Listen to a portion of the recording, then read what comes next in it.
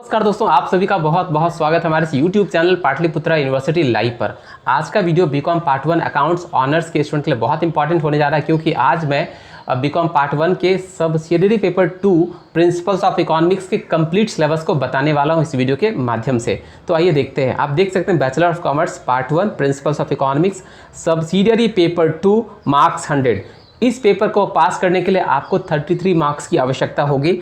आप एग्जामिनेशन का स्ट्रेटजी तभी बना पाएंगे जब आपके पास सिलेबस की जानकारी होगी, इसलिए ये वीडियो आपके लिए बहुत इंपॉर्टेंट होने जा रहा है।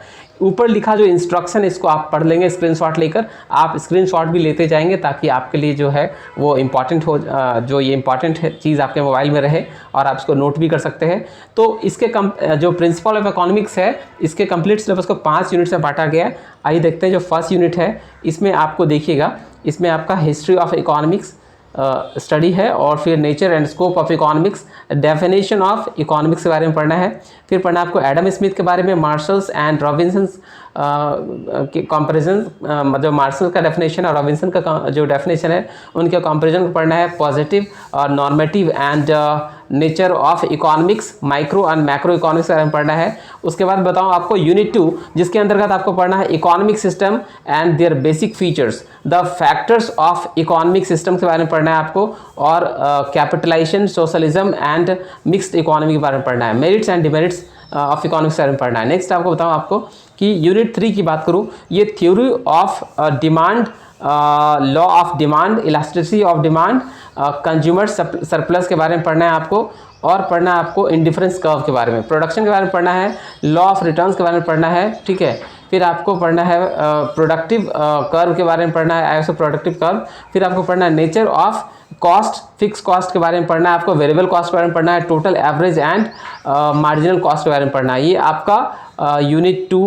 3 था। नेक्स्ट आपका जो यूनिट 4 है, इसमें आपको पढ़ना है theorem of product pricing, principle under perfect, imperfect, short and long period. उसके बाद पढ़ना आपको मार्केटिंग, इक्विलिब्रियम ऑफ फर्म के बारे में पढ़ना है।